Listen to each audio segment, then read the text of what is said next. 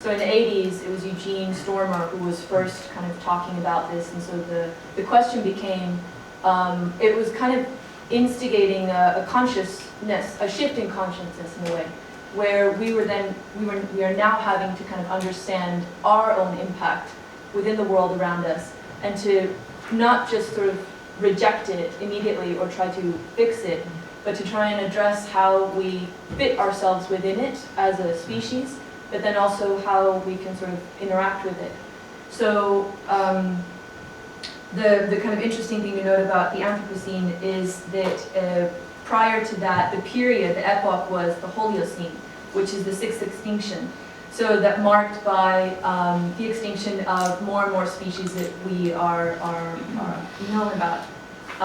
So the talk has been sort of shifting from the sixth extinction, where there's a detachment from us and our space, to actually addressing and assessing how we are actually affecting the world.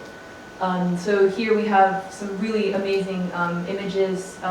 These are kind of multispectral analysis of Saudi Arabia, where originally Wadi Siran was originally this sort of expanse in '86, and then in 2004, you see, because of point pivot irrigation, it's kind of completely expanded and taken over.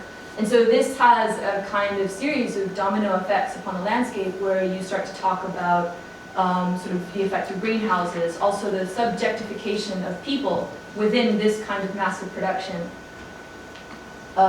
So you have things happening closer to home, like the overflowing of the River Elbe, which were sort of, we see the effects of that just in our summer, basically. I mean, I don't know about you guys, but I feel like we really haven't had a proper summer.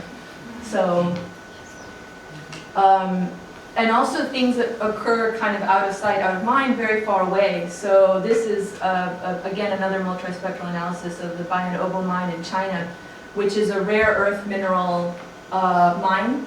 And so you can see sort of like the effect of tailings, or the kind of extraction from the open pit.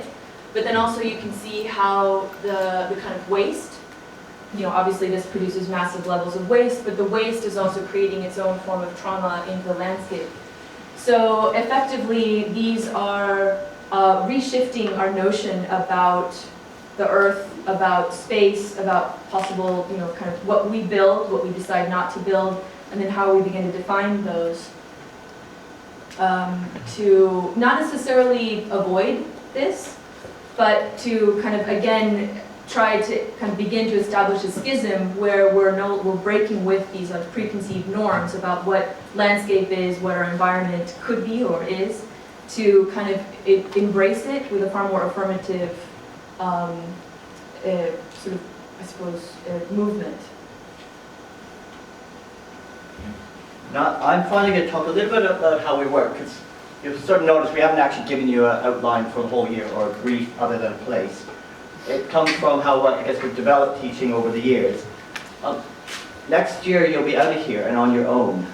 And a lot of being a designer is knowing how to operate on your own.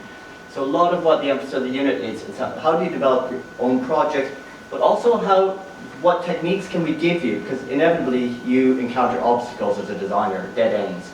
And a lot of the things work out through workshops and different exercises. How do you actually trick your own mind into overcoming those? We have quite a strong belief in action. And this comes into sort of the idea that being active rather than just cerebral is part of the mental tools we use as designers.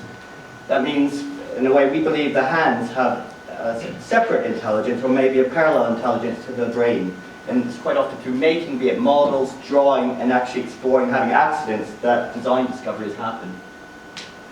Nicholas said we all work as individuals, which we all develop individual projects, but I think the way we've developed the unit conversations over the year is not that we're saying we want you to do this and learn this specific agenda. It's that we see it as a sort of collective brain unit. We're all thinking, you're thinking, and there's a collective conversation which you're part of, and next year's unit will develop out of your addition to previous units. There's also something about how, as an architect, you don't rule out possibilities. Because often you have preconceptions about what's possible in design, what you can actually achieve, and what is actually logical.